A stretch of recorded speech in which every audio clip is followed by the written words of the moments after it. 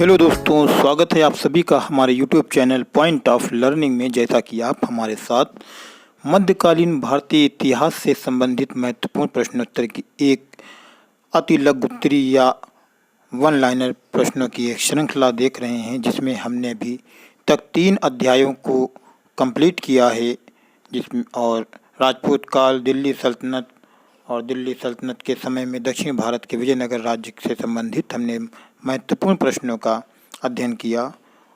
उसी क्रम में आज हमारा चौथा अध्याय है, जिसमें हम 15वीं और 16वीं शताब्दी में हुए जो धार्मिक आंदोलन थे उनसे संबंधित महत्वपूर्ण प्रश्नोत्तरों को अपने इस वीडियो में शामिल किया है, जिसको हमने 2 भागों में बांटा है। यानी कि एक धार्मिक आंदोलन जो कि भक्ति आंदोलन था और एक धार्मिक आंदोलन जिसको सूफी आंदोलन के भाग में हमने बांटा है। तो आज का जो हमारा अध्याय है ये 15वीं-16वीं शताब्दी में धार्मिक आंदोलन भी हुए थे और इसमें भक्ति आंदोलन और सूफी आंदोलन को अलग अलग वर्गीकृत करके हमने प्रश्नोत्तर बनाए हैं। तो आज के वीडियो में हमने भक्ति आंदोलन से संबंधित प्रश्नोत्तरों को शामिल किया। बिना किसी देरी के शुरू करते हैं आज का अपना चैप्टर। अगर आप हमारे चैनल पर पहली बार आए हैं या फिर नए हैं तो हमारे चैनल पॉइंट ऑफ लर्निंग को सब्सक्राइब कर दें और वीडियो को लाइक करें, साथ ही साथ बेल आइकन भी दबा दें, जिससे आने वाली सभी वीडियो की नोटिफिकेशन भी आप तक पहुंचती रहे और आप अपनी तैयारी ठीक से कर सकें। शुरू करते हैं। जैसा कि आप देख सकते हैं, पहला प्रश्न आपकी स्क्रीन पर, भक्ति आंदोलन के दौरान असम में किसने इस आंदोलन का प्रतिनिधित्व किया था? कि भक्ति आंदोलन के दौरान जब असम में इस आंदोलन की शुरुआत हुई तो इसका प्रतिनिधित्व असम में किसने किया था? तो शंकर देव ने भक्ति आंदोलन का प्रतिनिधित्व असम में किया था। और आपको बता दें ये सारे आंदोलन 15वीं-16वीं शताब्दी में लगभग हुए। प्रश्न नंबर 2 है, गुरु नानक का धर्म उपदेश क्या था? यानी कि धार्मिक उपदेश क्या था? मानव बंधुत्व का उपदेश दिया था गुरु नानक देव ने। निम्नलिखित में से किस भाषा को लोकप्रिय बनाने में कवि चंडीदास का योगदान है? तो वो भाषा बंगाली है। बंगाली भाषा को लोकप्रिय बनाने में कवि चंडीदास का महत्वपूर्ण योगदान है। प्रश्न नंबर 4, भक्ति को दार्शनिक आधार प्रदान करने वाले प्रथम आचार्य कौन थे? तो भक्ति को दार्शनिक आधार प्रदान करने वाले जो प्रथम आचार्य थे वो रामानुजाचार्य थे। रामानुजाचार्य प्रथम ऐसे आचार्य थे जिन्होंने भक्ति को दार्शनिक आधार प्रदान किया था। अगला प्रश्न है, शंकराचार्य का जन्म 788 ईस्वी में केरल के किस गांव में हुआ था? तो शंकराचार्य का जो जन्म हुआ था वो केरल के कलाड या कलादी नामक ग्राम में हुआ था। सभी भक्ति संतों के मध्य एक समान विशेषता क्या थी? अपनी वाणी को उसी भाषा में लिखें जिससे उनके भक्त समझते थे। ये सभी भक्ति संतों के मध्य एक समान विशेषता थी कि अपनी वाणी को आप उसी भाषा में लिखिए जिससे उनके भक्त समझते हों। अगला प्रश्न है, भक्ति आंदोलन का प्रारंभ किया गया आलवार नायनार संतों के द्वारा। भक्ति आंदोलन का प्रारंभ किया गया था आलवार और नायनार संतों के द्वारा। ब्रह्मा सत्य है और जगत मिथ्या है, यानी भ्रम और माया है, ये किसकी उक्ति है? यानी किसने कहा था? तो शंकराचार्य ने ये उक्ति कही थी कि ब्रह्मा सत्य है और बाकी सब कुछ यानी सारा जगत मिथ्या है। रामानुजाचार्य को होयसल वंश के जैन धर्मावलंबी शासक विट्टिग को वैष्णव धर्मावलंबी बनाने में सफलता मिली। विट्टिग ने अपना नाम बदलकर क्या रखा? विष्णुवर्धन रखा। विष्णुवर्धन रखा था विट्टिग ने अपना नाम।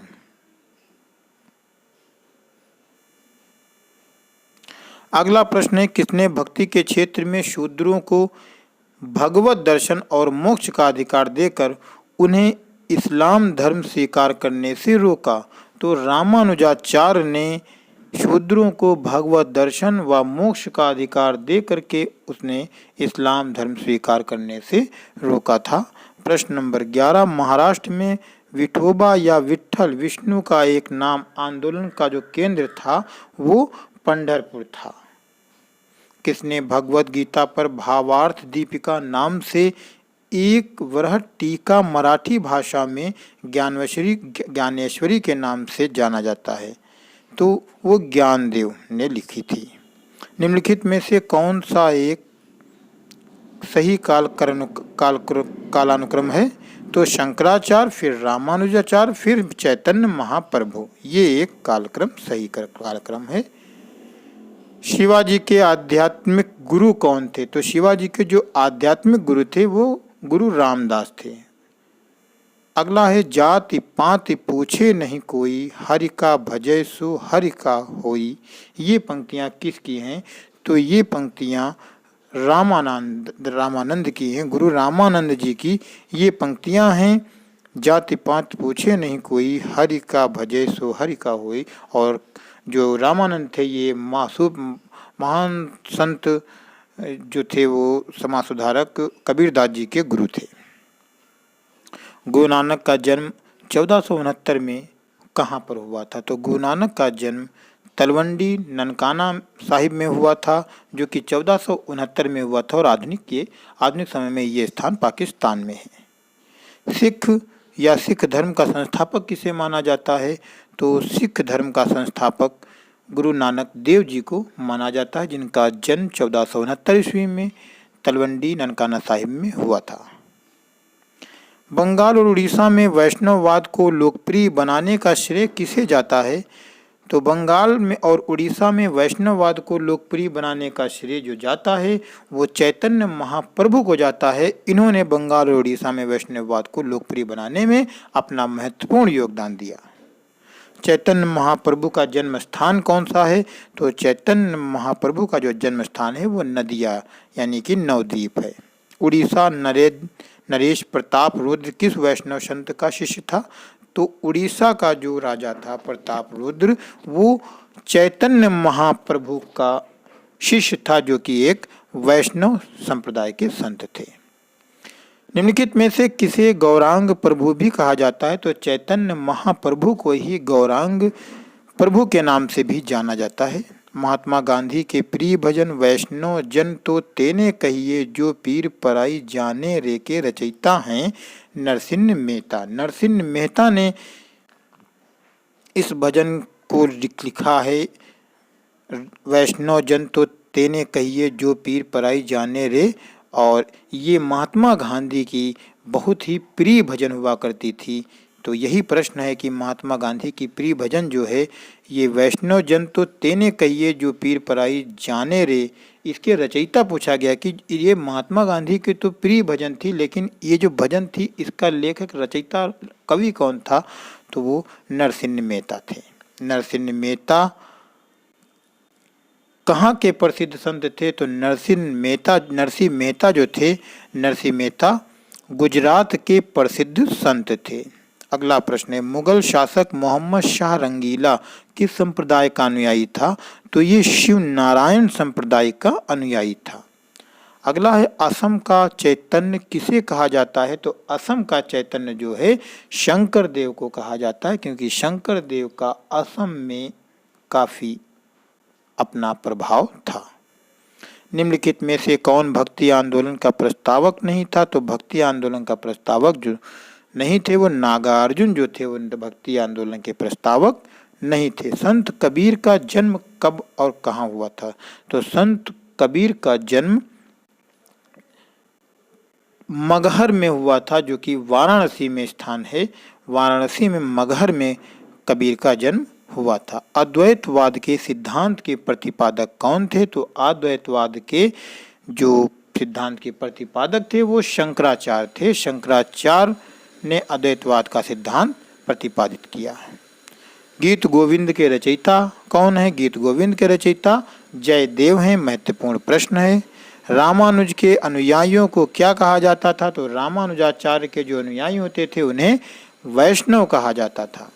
बीजक का रचयिता कौन है? तो बीजक जो है ये कबीर के दोहों और सवैयों का एक जो है संकलन है, जिसे बीजक के नाम से जाना जाता है। इसका रचयिता कबीर को बताया था, हालांकि कबीर पढ़े लिखे नहीं थे, उनके शिष्यों ने इसे संकलित किया है।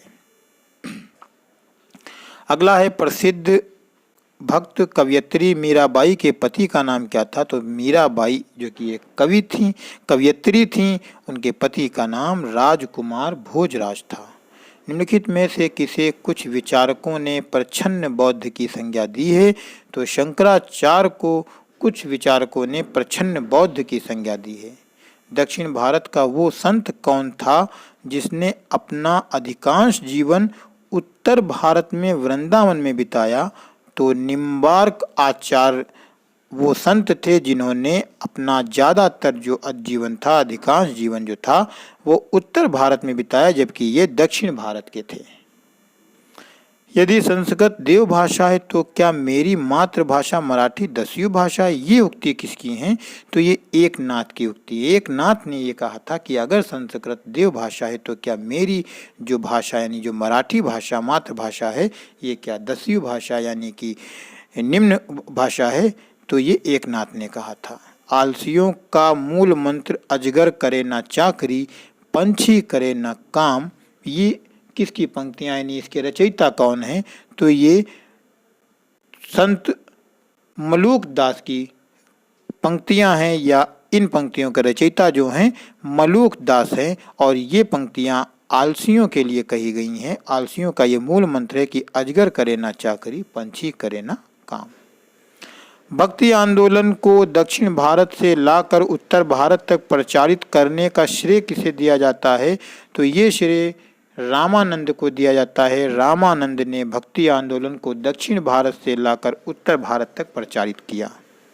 चैतन्य महाप्रभु किस संप्रदाय से जुड़े थे? चैतन्य महाप्रभु जो थे वो गौड़ीय संप्रदाय से जुड़े हुए थे।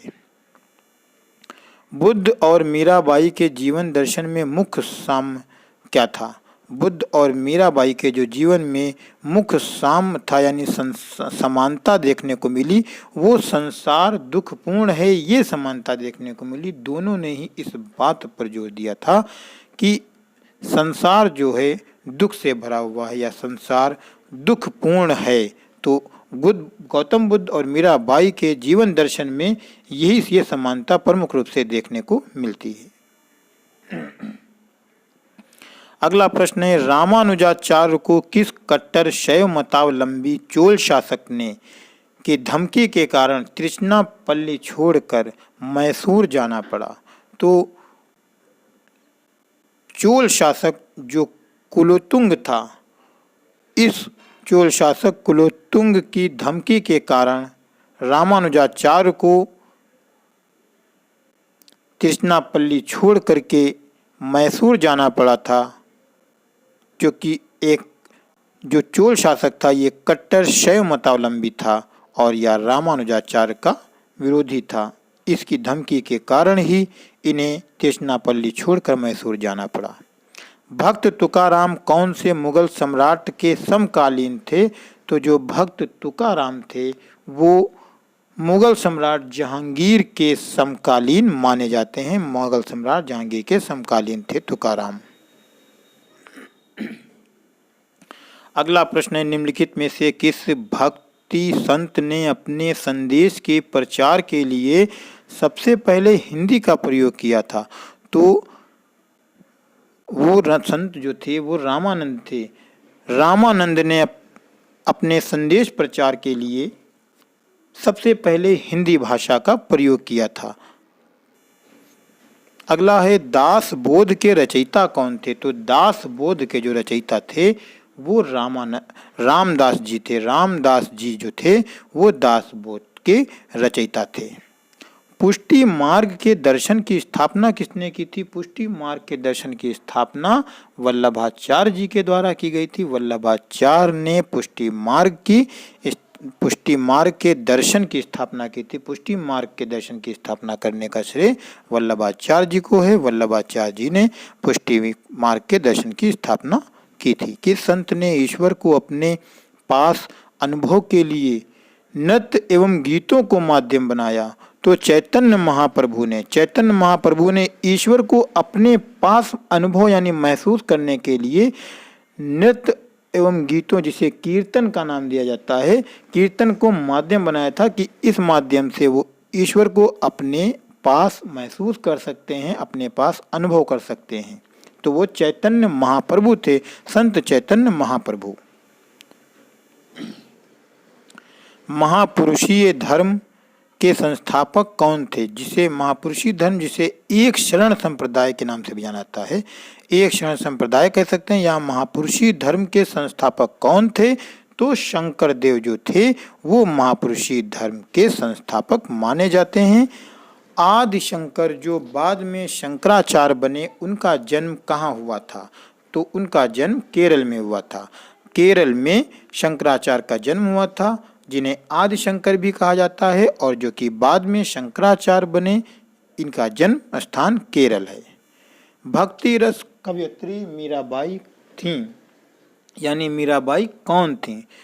क्योंकि मीराबाई एक कवयित्री थीं जो कि भक्ति रस में लीन रहती थीं, और भक्ति रस से ही संबंधित इनकी सारी कविताएं मिलेंगी। भक्ति रस की प्रमुख कवयित्री थी मीराबाई। तो मीराबाई भक्ति रस की कवयित्री के साथ साथ जो थी वो क्या थी? तो वो एक राजपूत शासक की पत्नी थी। भक्ति रस कवयित्री जो मीराबाई थी वो एक राजपूत शासक की पत्नी थी। तो आज के हमने अपने इस वीडियो में उन सभी महत्वपूर्ण प्रश्नों को शामिल करने या संकलित करने का प्रयास किया है, कोशिश की है कि जिनको प्रतियोगी परीक्षाओं में पूछा जाता है। हालांकि इनसे संबंधित प्रश्न कम पूछे जाते हैं, लेकिन पूछे जाते हैं, और उन्हीं प्रश्नों को हमने लगभग शामिल करने की कोशिश की, को प्रयास किया है। तो आपको वीडियो कैसी लगी आप हमें कमेंट बॉक्स में बताएं। अगर अभी तक आपने चैनल को सब्सक्राइब नहीं किया है तो चैनल को प्लीज़ सब्सक्राइब कर लें, और वीडियो को लाइक करें, साथ ही साथ कमेंट करें, बेल आइकन भी दबा दें, जिससे आने वाली सभी वीडियो भी आप तक पहुंचती रहें। मिलते हैं हम अगले अध्याय में, जो कि हमारा अध्याय भक्ति आंदोलन से ही संबंधित होगा। 15वीं-16वीं शताब्दी के समय के धार्मिक आंदोलन से ही, लेकिन उसमें हम भक्ति आंदोलन को ना शामिल करके वो सूफी आंदोलन से संबंधित हम प्रश्नों को शामिल करेंगे। तो मिलते हैं अगले वीडियो में नए प्रश्नों के साथ।